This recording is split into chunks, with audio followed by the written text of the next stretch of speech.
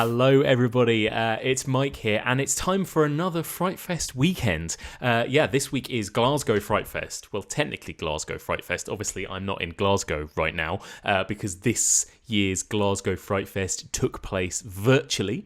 So Frightfest very kindly put on 6 movies for us to watch throughout the weekend. So me and my Frightfest partner in crime, Louise Blaine, got to sit and watch all 6 of these films. So we're now going to share with you our thoughts on these films completely spoiler free. Okay, so joining me to discuss all things Frightfest, it's my very good friend and co-host Louise Blaine. Hello, Louise. Hello, Mike. Hello. We're here again. Here we are again. Another virtual Frightfest. Yes. Hopefully the last one. Yeah, I'm hoping it might be the last. You know, it would be really lovely, wouldn't it, to be sitting in a movie theatre together maybe later this year. That would be nice. Worrying about things falling down on our heads as we had in the GFT 2 years ago. That was the Glasgow Film Theatre. What was it? 2 years ago. Glasgow Frightfest. We were in the middle of quite a tense, scary movie, and suddenly something fell from the ceiling. Something heavy. Right next to us. Something really heavy. I don't know whether it was like a bolt or a screw or it sounded really heavy, whatever it was, and it sounded metal, and it fell right next to us. And I just remember no one else seemed to care, right? And everyone just kept watching stuff. We're like, I'm sure we almost died. Yeah. I just kept thinking of all those facts about, like, if a penny hits you from, the Empire State Building, then you'd die. And I was thinking, if that screw had hit me from the roof of the Glasgow Film Theatre, I'd be unconscious now, and then I couldn't enjoy it. So that is the one nice thing about watching movies in the comfort of your own home, right? I think we're safe. We're pretty much safe. So, usually we have tons and tons and tons of films to watch, and we don't get through to all of them a lot of the time. We don't manage to get through all of them. But this time it was a lineup of just 6 feature films. A little bit more manageable, at least, right? Yeah, that's easy. We can do 6 films. Although what we did was, obviously, we tend to try and watch some things before the fact. And I did find myself earlier this week going, I'll watch 1 a night, and then I watched 3 in one night, because procrastination's a thing. I know. I'm incapable of doing work unless it's last minute, I think. It's I've like, realised. this is due tomorrow. I'll do it now because it's today. Yeah. So as we record this, I think both of us have literally finished watching our last film about in the last half hour, right? Essentially before recording this. So it's nice and fresh in our minds. We're instinct reactions on at least a couple of these. We'll call it fresh. Recently spattered with the memories of these movies, I think, Mike. Recently spattered. We'll get into specifics. We won't spoil any films. We'll give you brief spoiler-free reviews of each of the 6. So let's kick off. We'll start with a positive. Let's start with a movie that I think both of us really enjoyed. And this is a film called Vicious Fun. It's even titled like we'd like it. So this is directed by Cody Callahan. It's a Canadian film. For me, that's always a good sign for me. Yes. I love a Canadian horror film. Nice hug. This... first of all, I love the look of this film. It's kind of got a kind of neon lit sort of 80s kind of glow right to it. And it's the story of a character called Joel, who is a film critic. Again, another plus. As soon as I was introduced to the main character being a horror film critic, I was like, amazing. He is a horror film critic for a national horror magazine, and he accidentally stumbles into a secret underground self-help group for serial killers, and then kind of ends up in this sort of life or death scenario where can he fool the other serial killers into thinking he's a serial killer? And are they all going to try and murder him when they find out that he's not, essentially, right? That's pretty much the gist. Louise, what did you think of this film? I love Vicious Fun. I was gleefully happy all the way through Vicious Fun in a way that I didn't even expect to be. And the thing is, that is the synopsis of it, and we have to talk about it. But I hadn't even read that synopsis when I watched it. I had no idea what I was watching. I just love the fact it's super 80s. And it's very 80s in that way where it's clearly been very expensive to be that 80s. It looks glossy, but also scuzzy. Joel's wearing like a sort of Back to the Future style gilet. It's very of a time, and it's got this cracking synth soundtrack, and it's just loads of fun. It's gory, like the performances are completely over the top. It's really silly. It makes lots of nods and winks to horror, and it's really good fun in a way that it's just lovely, really. I loved it as well. It's so much fun, and I think you're right. Like, there's added enjoyment for us horror fans too, right? Even when you look at this circle of serial killers and this self-help group, you've got the kind of almost monosyllabic Jason Voorhees-esque killer that loves killing sorority girls or loves killing camp counselors, right? And then you've got a female serial killer who calls herself Carrie, and you've got this kind of American Psycho-esque guy, right? The kind of like charismatic white male who seems to be able to get away with anything and can disguise himself as like a lawyer or a policeman or an estate agent or whatever else. Yeah. And I think it's really funny. Clearly it's made by somebody who kind of knows and loves the genre as well, right? In a way that I would happily watch each of their movies. Yes, they feel like they belong so much that you could just go, and I'll see his prequel, and I'll see his prequel, and he seems really interesting. Yes. And there's a ton of really recognizable actors in the way that you don't go, oh, I know his name and I know everything he's been in, but it's the way you're like, I've seen you in loads of stuff. You played a creepy dude in something else as well. This is the one where I regret the most not being with an audience too. Because don't you think this would have been so much fun to watch in a cinema with people, That would have been a perfect Frightfest movie. Yeah. It really would have been a perfect Frightfest movie. I think everyone there would have been cheering and laughter and gory, spurty blood bits and everyone roaring. It's a shame. But exactly. More of this when we can do physical things. Exactly. So there you go. Vicious fun. Big thumbs up for both of us, I think. That is, 2 thumbs up. I think that's our favourite of the festival. All right, let's move on to the next movie called The Old Ways, directed by Christopher Allender. So Christina, a journalist, she travels to the home of her ancestors in Venezuela to investigate a story involving sort of demons and sorcery and healers. Mm-hmm. But she ends up being kidnapped by some local people who tell her that she's got a demon inside her, and she doesn't really believe she's got a demon inside her because despite the fact that she is sort of in her homeland, she's come with these very sort of LA type ideals going, there's no such thing as demons, I'm really coming in to do this. But obviously it transpires that something is kind of in there in some capacity. Mm-hmm. Indeed. And so compared to the last film we just talked about, which was kind of very much a sort of comedy, this film takes itself pretty seriously. It's quite earnest, isn't it? And like you say, this is your kind of classic possession horror, demonic possession. What did you think of it, Louise? Did you enjoy it? So I thought it was fine. I really loved the lead up into it. I loved the idea of it. I loved the mix of her going to sort of her homeland and having this kind of internal struggle of where she was going and what she was doing. And then I kind of liked the idea of having a demon inside you, even though you didn't know, because we're so used to sort of exorcism movies where someone's like, ah, yes, I'm evil inside. But she didn't have that. And I really liked that. But I did think that it kind of descended into kind of predictable places. So, but one thing I did really like, I really liked the sound. The sound was incredible, and I felt it was really evocative. But in the end, I didn't feel like it did anything that the start deserved. The start deserved more, and it ended up kind of being a bit meh instead of wah. I agree with you. I think it starts really good. The first act is quite promising, isn't it? And I think there's a sort of ambiguity at the beginning that I found really interesting about, are these, crazy locals that have tied her up and believe her to be possessed? Is this going to be some sort of kidnapping thriller, or is it actually going to be a possession movie? And I think then when it actually shows its cards, it then becomes a bit more bog standard, a film that we've seen 100 times before, isn't it, really? But that said, it's a well-made version of that film we've seen 100 times before, isn't it? It's still good. I think the performances are really good. Like, again, everyone kind of is taking it very seriously and everyone is really going for it.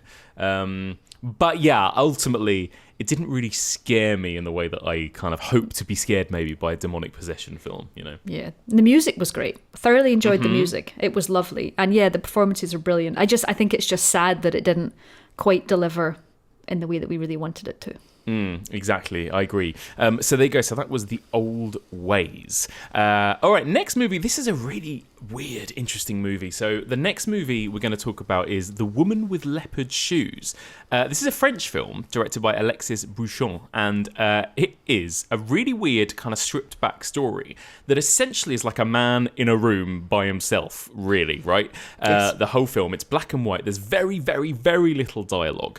Essentially, the setup is a cat burglar, a thief, breaks into the house of a woman to steal something. The job seems to be going well, but then all of a sudden, just before he's about to leave, dozens of people arrive at this house for a party, and he then has to hide in the study.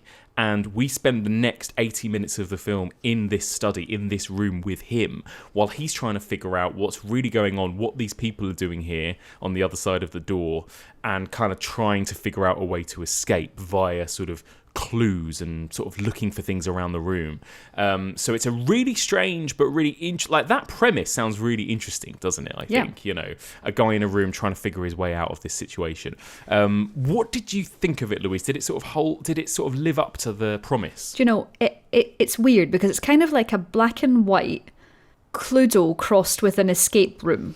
Yes. So, and that premise is interesting. That premise is really interesting, especially everyone understands the idea of having to hide from people coming in and then having to work out why you're there.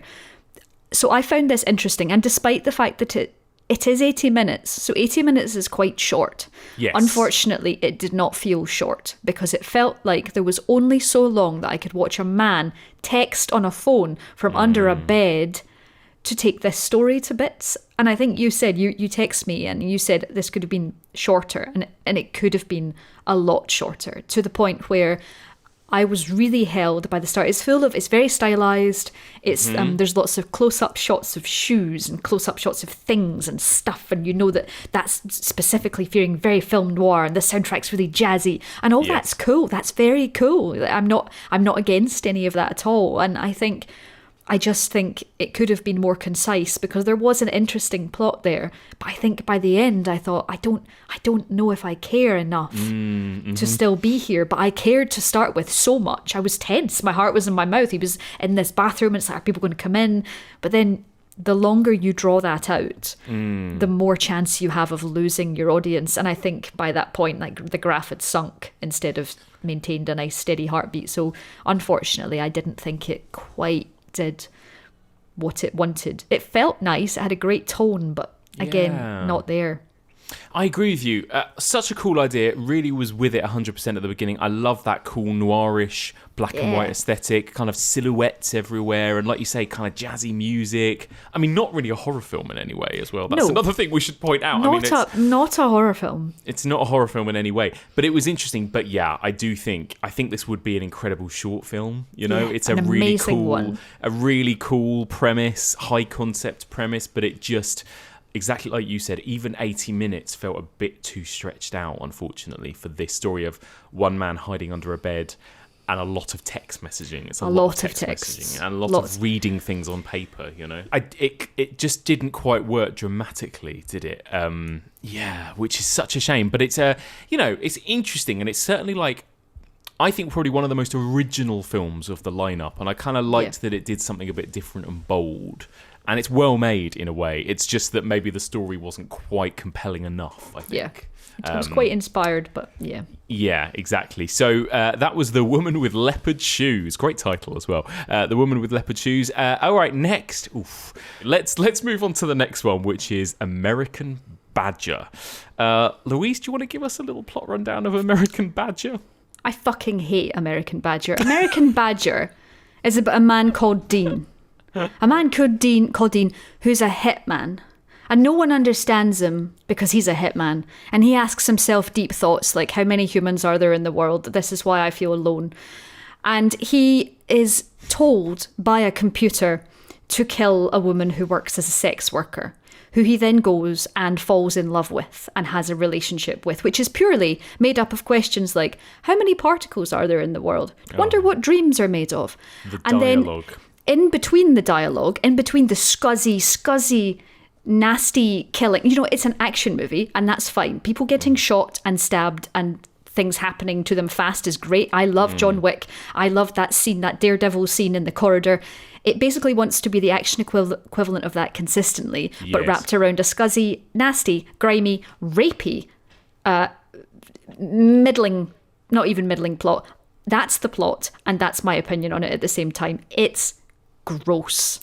It's gross. I couldn't disagree with any of that. The dialogue made me want to turn myself inside out with how cringy it was at times as well. Like, do you remember Sin City? Do you remember that kind of like, it was knowingly kind of stupid, the sort of narration of Sin City, like where it's like, dames, oh my god, she's the most beautiful thing. That is what this was like the whole way through as well, right? But from Lidl. Like Poundland, Sin City, because Sin City has a style and it's cool and it's everyone's all schmoozy and and we're talking about La Brea tar pits and it's all a bit scuzzy, but that's heightened and I can deal with that. That's great. Give me that. Don't give me some guy called Dean who has a dog and my favourite thing. I mean, like literally, I was lolling at the beginning. The first thing you see is where it says badger.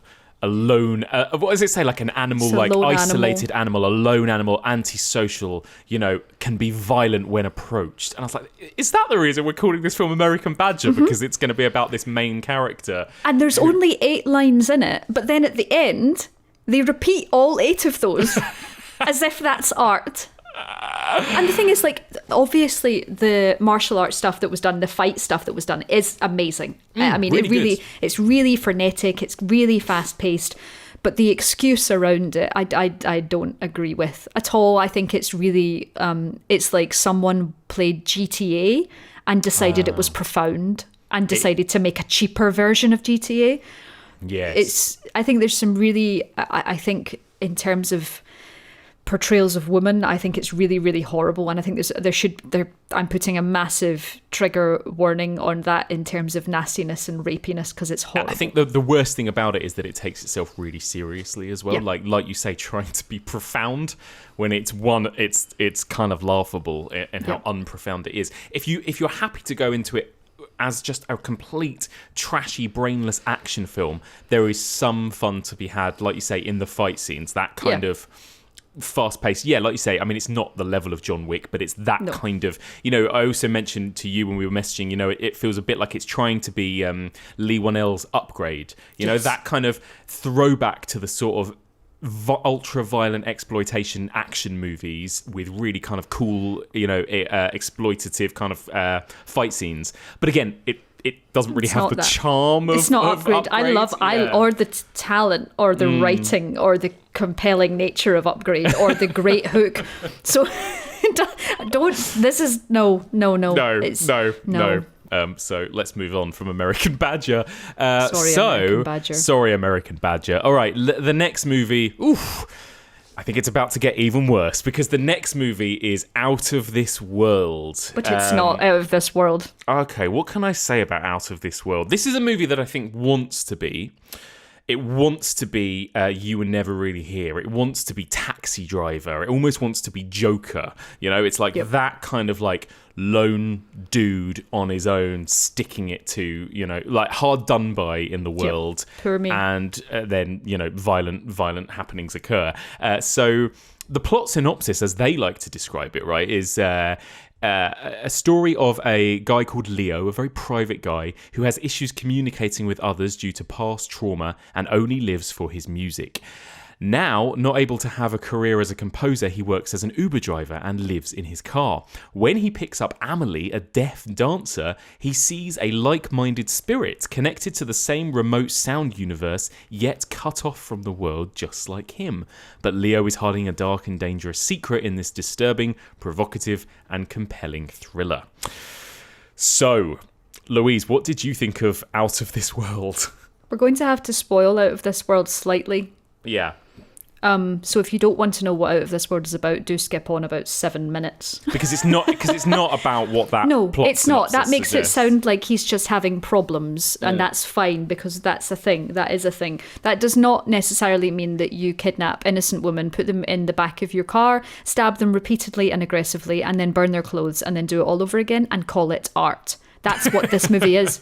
That's what... And the thing is, it's and I think you can talk. It's very well made. It's beautifully made. It's beautifully shot. But it is, in essence, all of the bits of a horror film where people are murdered, but none of the light, none of the humanity, and none of the actually things that people like about horror movies, which is the people and survival. It's just about a cold force of nature acting appallingly and attacking women, and it's I found it depraved. I found it absolutely. Yeah. I was appalled watching it in the way that we love horror films, but I wasn't horrified in the right way. I was horrified in the way of, are you kidding me? This is still going. The idea they're going for is that we are very much in this guy's head. He's our storyteller through this. So when he murders women and he does all of the things he does, it's like set to a really cool soundtrack and it's shot really artistically. And some of The it is leaves are in the sky and everything's waving. Some of it is so unbelievably pretentious. There's like a moment when he is sort of attacking a woman or kidnapping her, and it's kind of filmed as an interpretive dance in slow motion to like electro music. It is unfathomably bad, isn't it? Yeah. Like it's absolute. I couldn't believe it. And again, so earnest, like takes itself so deadly seriously as well. And again, the film, and again, whether or not this matters. Sometimes you don't have to like your main character to enjoy a film, I think. But I think also the film is so uninteresting, and I think because we are so much aligned with this anti-hero psycho killer guy, none of it is exciting, none of it is scary. Everything, all of the horror kind of set pieces are dressed up as arty interpretive dance, like music videos essentially, which makes them completely uninteresting, and you wind up just getting a bit bored and angry by it, don't you really? It's just like watching a 90-minute music video with vicious like stabbings of women, and that is literally it, right? And you can't well, we couldn't really get any enjoyment out of that, right? There's no thrill, there's no horror, there's no excitement, there's no catharsis. It's like, that's it, that's all it is. There's even a moment where he shows his true colours and doesn't even get his comeuppance for them directly, which I find particularly offensive.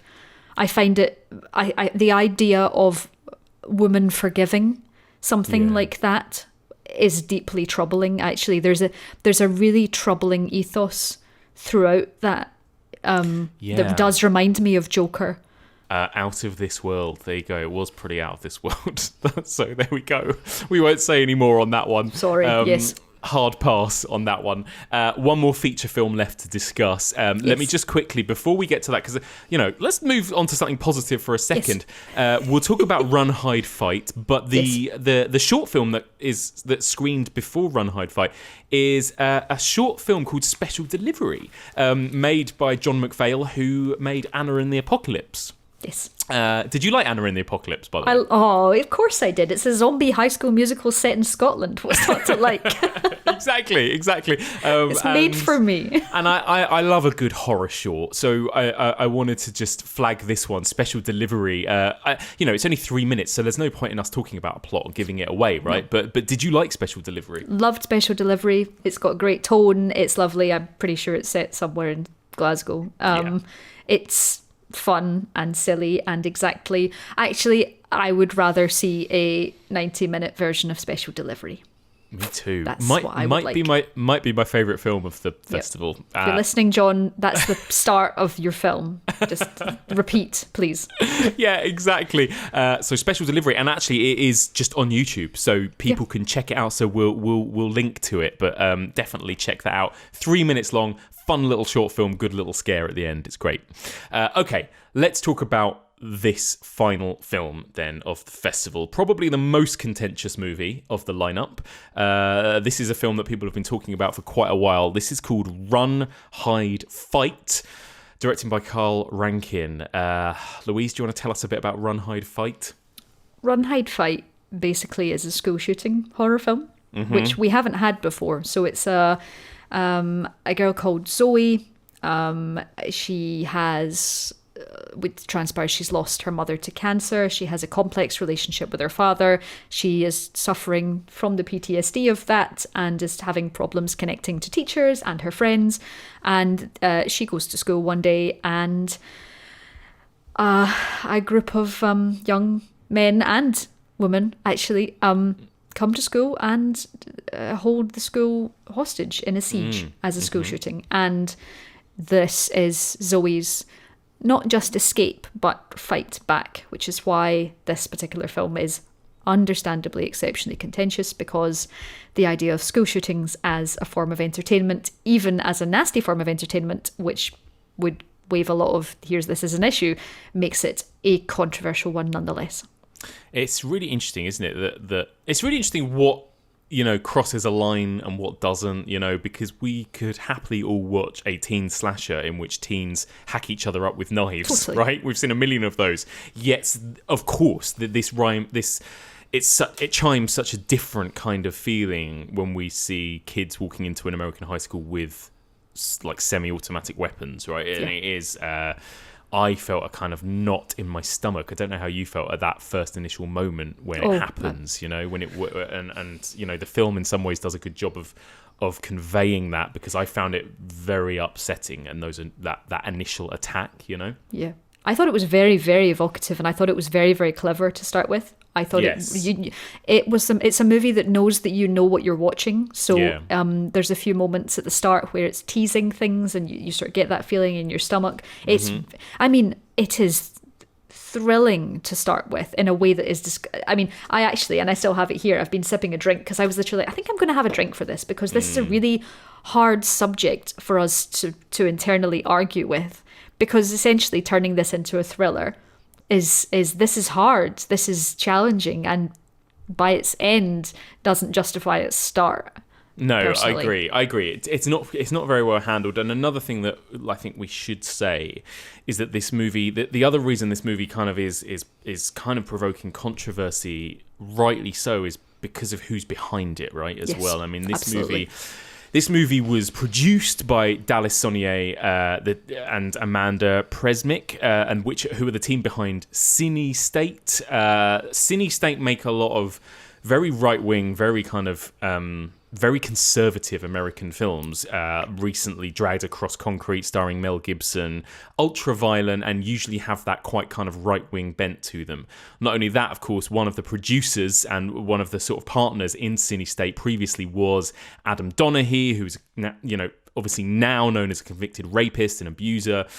So there was all that going on. Not only that, the film was also acquired by the Daily Wire, a sort of far alt-right publication, co-founded by Ben Shapiro as well. So you've got these, these kind of very, you've got these very horrible people, basically, that are the reason this film exists and the reason this film got funding as well. And, I knew that. I found that out only today before I watched it. But then, I of course had that in my head as to, I'm still torn, and I think I'm still thinking about that as to whether or not this film has at its heart kind of conservative values. Because I personally see it, and and maybe this is just how I see it, but I see any movie about a school shooting surely as being an anti-gun movie, right? I did.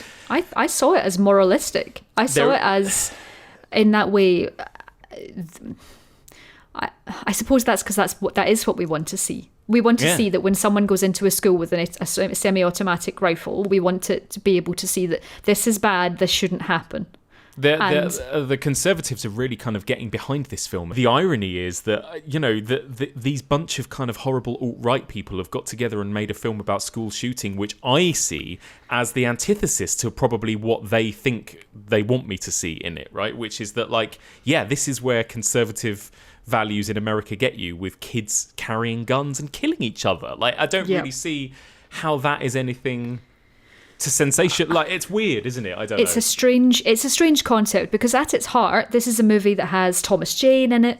Yeah. It's got, as we mentioned earlier, this is the movie that's got Barbara Crampton rocking up. Somehow she's got clones. She's got clones out there. I'd like to say that Isabel May, the girl who plays Zoe, is excellent. I think her performance is brilliant, and she's got a lot of the Jennifer Lawrence voice going on. Jennifer Lawrence, a little bit Florence Pugh as well in her look. Absolutely, she's really good. There's and I don't think it's a massive spoiler in that Radha Mitchell she plays her mother, who kind of appears to her. I think this is a very important element of why I remove it from the serious pile, is because she has conversations with her dead mother. Yeah. And I found that for a movie that is initially so knowing exactly what it's doing, and it is pacing things right, and your heart's in your mouth, and this feels horrible and nasty, to bring that in, and then the movie descends into Die Hard. And I think the horrible thing is, as a movie, there's some interesting set pieces in there. There's a scene where someone escapes from someone in a room of balloons, and the room is full of balloons because someone did a prank that we've already been teased before. So there's some smart movie making going on. And I think a lot of people will watch this not knowing what we know and what I only just learned about this, about all the people behind it and all of this, and I actually just go, this is a big, dumb action movie. Yes. And it starts as a, whoa, this is hard, and then it becomes a big, dumb action movie. And I struggle with that as a concept. Yeah, me too. I do struggle with that, and I think that's a real, like, a lot of the reviews. I mean, it's got 33% on Rotten Tomatoes. There's a couple of reviews in there that give it 3 stars, going, "Hey, it's an action movie," but most of them are, "This is abhorrent and nasty and horrible," and it is. I don't disagree. I don't either. It's there are stuff about it that we've said, that is conventionally well directed in places, but it's tone deaf, I think, isn't it? There's a kind of, again, a grossness to this film, and there's an element of almost an element of victim blaming in this film as well, when it comes to these kids with the guns were bullied me. And there's something about that is a bit gross, and there's a lot of it where you just think, oh god, if you think about some of this stuff in this script too hard, you're gonna feel sick, basically, you know. I don't know, there's the one moment that made me go, oh, okay, this is made by conservatives, is there was a certain element of blaming cancel culture. There was this whole idea, there's this whole kind of commentary of social media on this, and this idea of well, you see it as your right to be judge and jury, so I'm being executioner, and it's there's that. There's that element to it as well. There is. There? It's funny. I listened to him say that and I just tuned out entirely. Because I was just like, you're just talking nonsense. I know. I know. This toxic nonsense, this toxic entitled nonsense. Yeah. Ugh, gross. So there you go. There we go. Oh, I feel like Mike, we need to watch some cartoons. I know, and I hate to end on such a downer like that. It's such a shame, but check out Vicious Fun to everyone out there. Vicious Fun. Vicious Fun is great. Vicious Fun. You must have some other recommendations. You must have another recommendation that we can tell people to watch. Oh, actually, my recommendation, which was from Frightfest last year.